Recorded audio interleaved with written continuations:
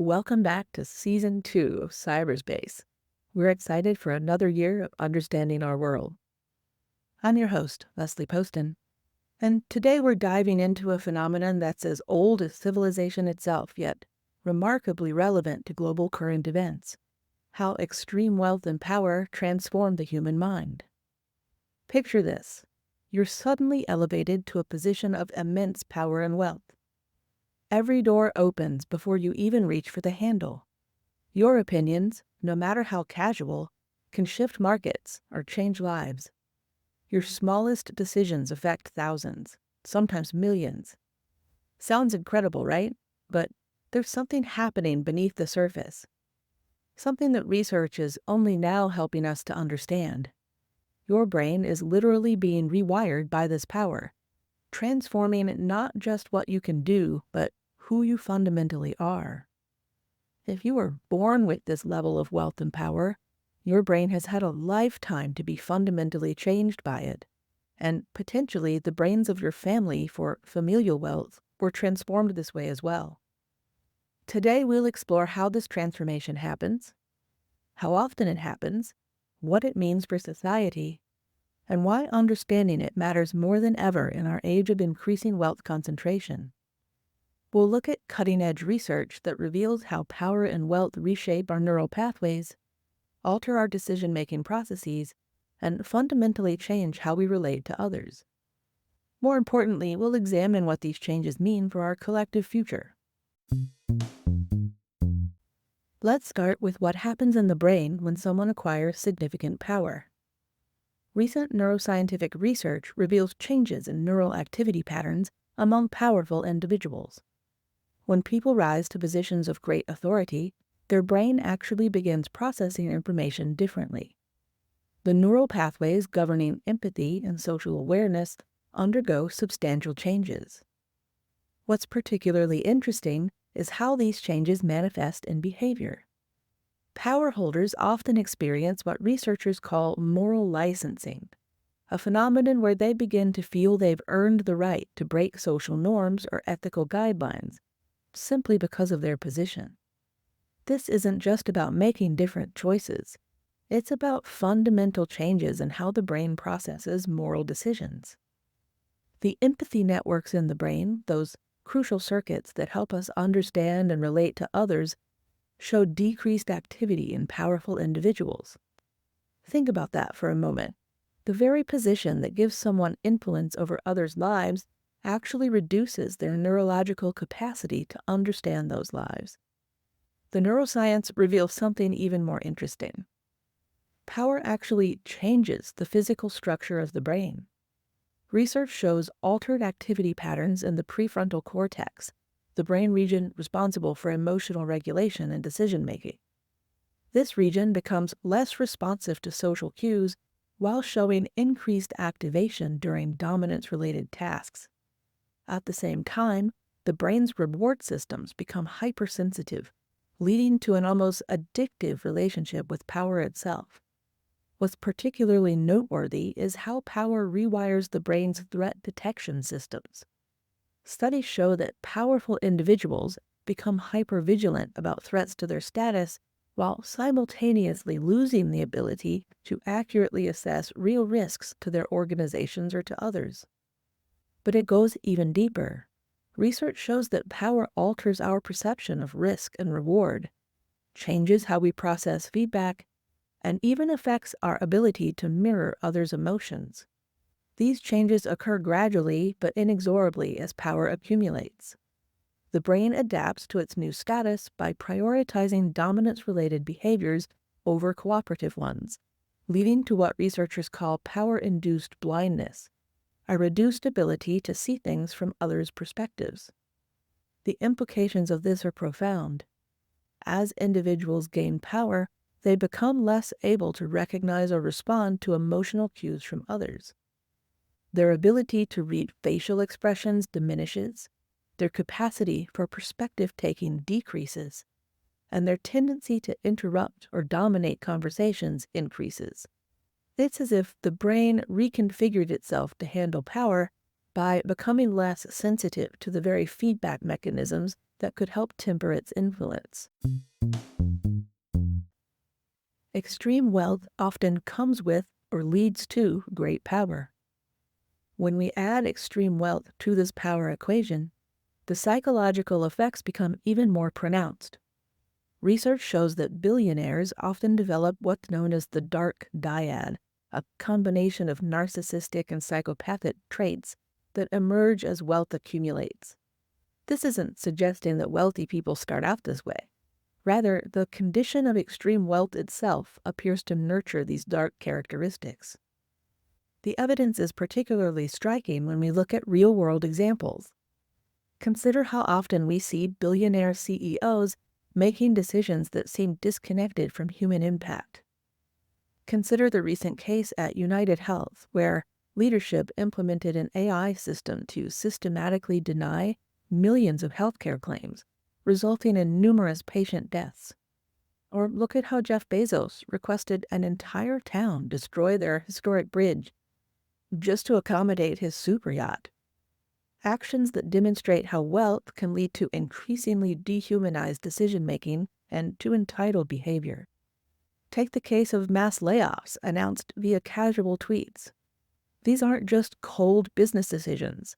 They're manifestations of reduced empathy and increased psychological distance from others.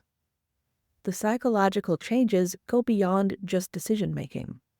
Researchers have found that extreme wealth often leads to what they term hubris syndrome, or a pattern of behaviors characterized by extreme self-confidence, contempt for others' advice, and loss of contact with reality. This helps explain why we often see wealthy individuals pursuing grandiose projects or making statements that seem completely detached from a normal human experience. Something else to pay attention to is the way wealth changes the way billionaires process information about themselves, as well as others. Studies show that as wealth increases, individuals become more likely to attribute their success to internal factors, their own skill, their own intelligence, or hard work, while simultaneously attributing others' failures to personal deficiencies rather than to circumstance. This self-serving bias isn't unique to the wealthy, but it becomes dramatically amplified with extreme wealth. The research also reveals a troubling pattern in how billionaires approach problem solving. Their increased sense of control and decreased empathy often leads them to favor technological or market-based solutions to social problems, even when those approaches may be inappropriate or insufficient. This tendency to see all problems through the lens of market solutions or technological fixes reflects a kind of cognitive narrowing that comes with extreme wealth. One of the most insidious effects of extreme wealth is the creation of what psychologists call the isolation bubble. Unlike normal social isolation, this is a peculiar form of psychological quarantine where the wealthy person is constantly surrounded by people but almost never experiences a genuine human connection. This isolation has measurable effects on personality and behavior. Studies show that within this bubble, the ability to accurately assess social situations deteriorates. The wealthy begin to view their success as purely the result of their own merit and completely overlook the role of circumstance, privilege, and assistance from others. The isolation bubble also creates a dangerous feedback loop. As wealthy individuals become more isolated, they tend to trust fewer people, which leads to even greater isolation. Their social circles become increasingly limited to other wealthy individuals or paid employees, further distorting their view of normal human experience. What makes this isolation particularly pernicious is its invisibility to those experiencing it. Unlike traditional loneliness, which people generally recognize and might seek to address, the isolation of wealth often goes unnoticed by its victims. They're surrounded by activity, attention, and apparent connection, but these interactions are increasingly filtered through the lens of wealth and power dynamics. The psychological impact of this isolation manifests in various ways.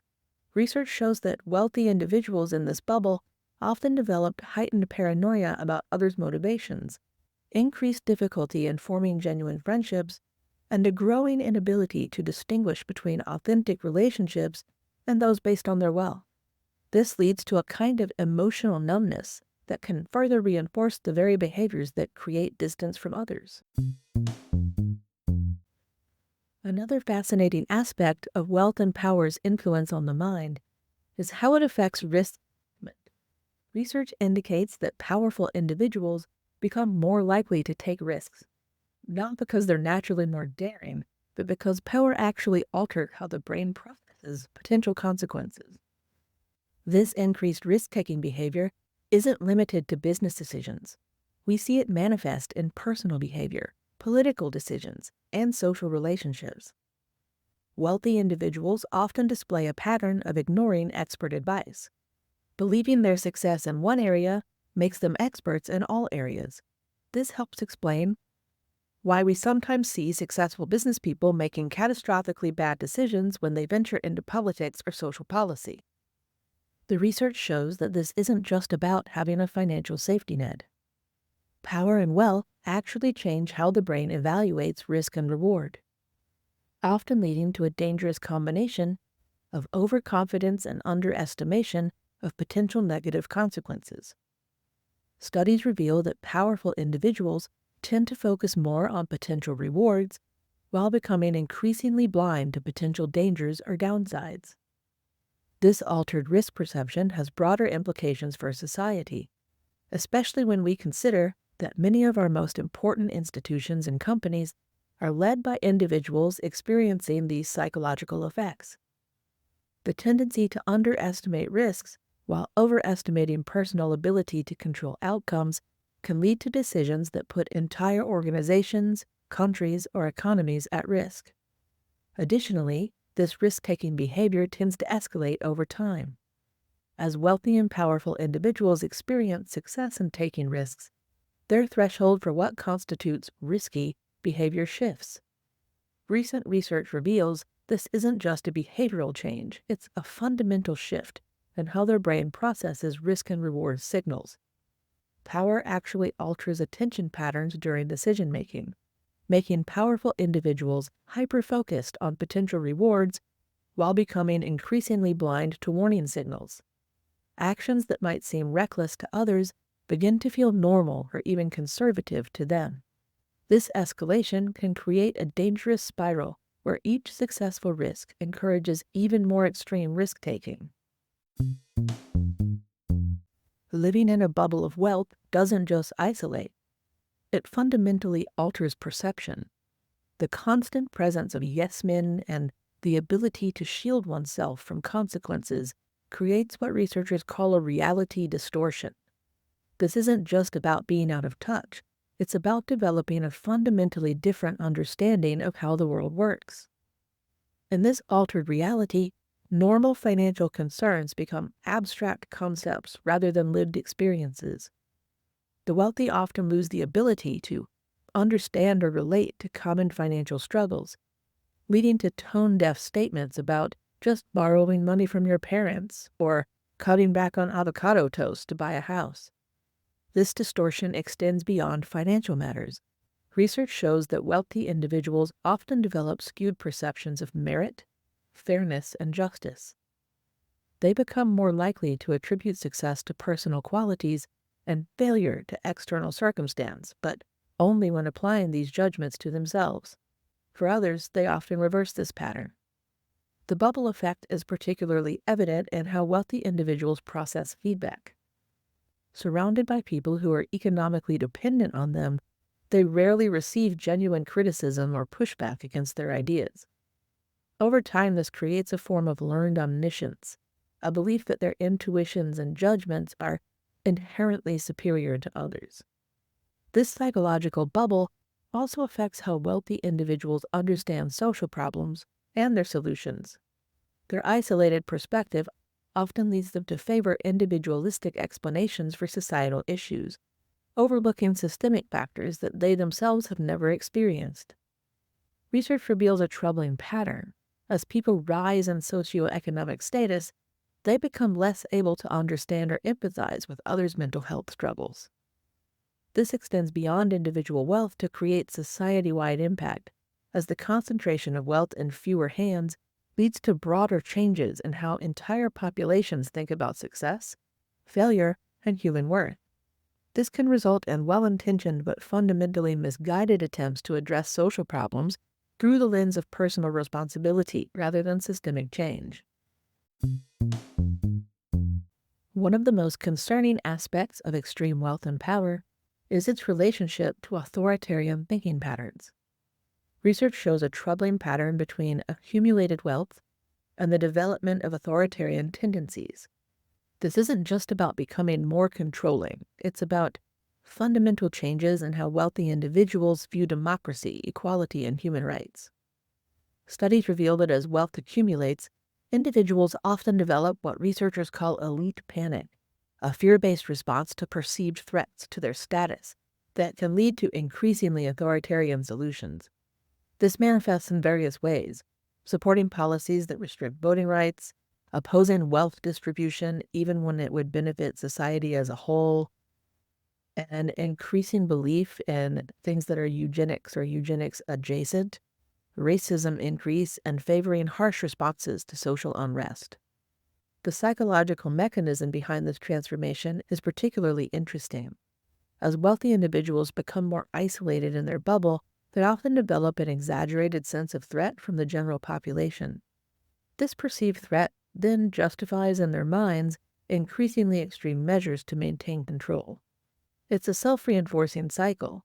The more wealth they accumulate, the more they feel they have to protect, and the more they support authoritarian measures to protect it. What's particularly troubling is how this mindset can spread beyond individual psychology to influence entire organizations and even societies. When wealthy individuals control major institutions, whether they're corporations, media outlets, governments, or political organizations, their authoritarian tendencies can shape these institutions' policies and culture. This institutional effect can then ripple throughout society, potentially eroding democratic norms and values. However, it's important to note that this progression is not inevitable. Research shows that wealthy individuals who maintain diverse social connections and actively engage with different socioeconomic groups are less likely to develop these authoritarian tendencies. This suggests that the key to preventing the authoritarian drift might lie in ensuring that wealth doesn't lead to complete social isolation. You can see two good examples of this drift in action right now in current events in the form of billionaire Mark Cuban versus billionaire Elon Musk, where Mark Cuban is founding organizations that help lower drug costs for the masses, and Elon Musk is doing, well, everything in the news that he's doing lately. While the evidence for wealth and power's corrupting influence is substantial, it's important to note that some individuals manage to resist these psychological changes. Research suggests that maintaining genuine connections with diverse groups and engaging in hands-on charitable work can help counteract these effects. We can see examples of this in leaders who maintain their empathy and connection to others despite their wealth. Women in particular seem to be more resistant to these negative changes. Take Sarah Blakely, the founder of Spanx, who, upon her company's acquisition, gave every employee $10,000 and 2 first-class plane tickets. Or Melanie Perkins of Canva, who's maintained high-performance standards and profitability without resorting to mass layoffs, even during economic downturns. Sam Sales CEO Samantha McKenna exemplified this approach as well, maintaining a 12-month salary reserve at her company to protect employees from potential layoffs in 2025. These women are all running profitable multi-million or multi-billion-dollar companies while maintaining their humanity and connection to their workforce. Mackenzie Scott's approach to philanthropy provides another powerful example, demonstrating how wealth can be wielded with genuine humility and effectiveness when the psychological pitfalls are actively resisted. Research suggests several factors that might help explain why some wealthy individuals maintain better psychological balance. These include maintaining pre-wealth friendships, engaging in regular volunteer work that puts them in direct contact with people from different socioeconomic backgrounds, and actively seeking out diverse perspectives in their decision-making processes. These positive examples provide valuable lessons about how wealth might be handled more responsibly. They suggest that the psychological pitfalls of wealth aren't inevitable, but rather require active work to avoid. The key seems to lie in maintaining authentic connections, remaining open to criticism, and regularly engaging with diverse perspectives. The psychological impact of extreme wealth concentration extends far beyond the wealthy themselves. Research shows that living in highly unequal societies shapes everyone's mind, creating widespread changes in how people think about success, failure, and human value. We're certainly seeing this today in the United States, where this podcast is recorded, where wealth inequality has reached levels comparable to those preceding the French Revolution. This isn't just an economic parallel, it's a psychological one as well. Studies show that such extreme inequality creates specific psychological conditions that make social upheaval more likely, as people's minds adapt to and eventually reject severe power imbalances. As we conclude today's exploration of how wealth and power reshape our minds, we're left with some profound questions about the future of our society. In a world where wealth inequality continues to grow, understanding these psychological effects becomes increasingly critical. The research we've discussed suggests that we need to be more mindful of these changes when designing corporate structures, tax policies, governments, and philanthropic initiatives. Perhaps more importantly, we need to consider how to help those in positions of power maintain their connection to humanity, although maybe that's not a problem we can solve. For those of us who aren't billionaires, their research offers valuable insights into human nature and the subtle ways power can change us all, even on a smaller scale. It reminds us to stay grounded, to maintain diverse connections, and to regularly check our own empathy and decision-making processes. Thanks for listening to this episode of PsyberSpace. I'm your host, Leslie Poston, signing off. Until next time, keep questioning, keep learning, and keep exploring the mysteries of human behavior. And as always, stay curious.